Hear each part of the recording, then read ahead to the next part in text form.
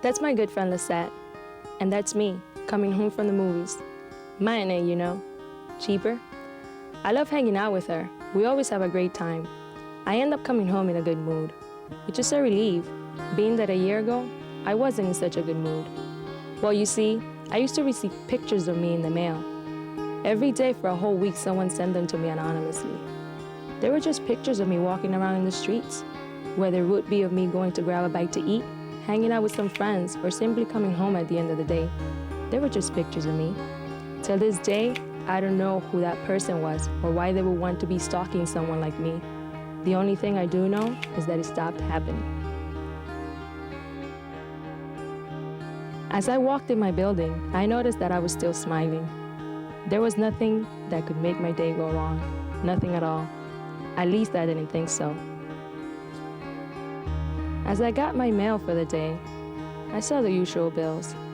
Plus I noticed an envelope with no return address. I decided to open it immediately.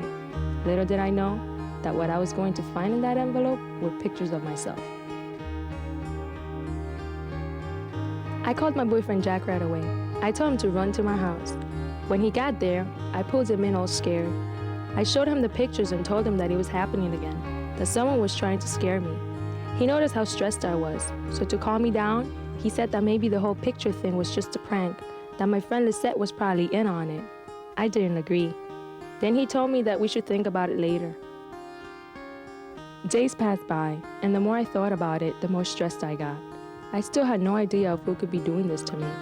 I figured it had to be the same person who tried to scare me with the same thing last year. Come to think of it, it was a year ago, at the same time, in June. I had to take a walk. It was June 6th, just the beginning of the month, and I couldn't handle being stuck at home.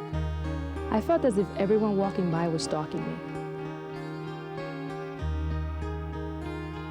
I really didn't feel like being alone.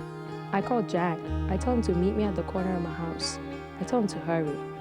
I still had the feeling as if someone was following me. As I waited for Jack, I tried to think about all the beautiful times we've shared. He finally got there. When he hugged me, I knew everything was going to be all right.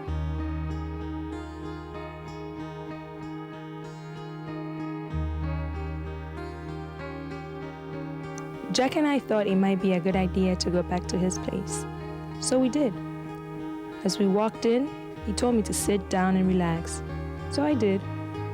I sat down and started thinking of how lucky I was to have such a wonderful boyfriend. It was then, at that moment, when I realized how much I loved him.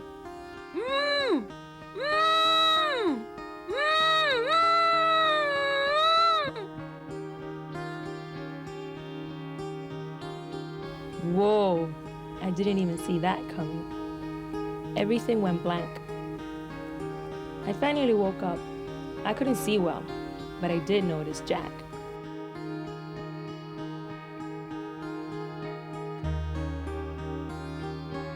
You know, I don't think it's gonna work out.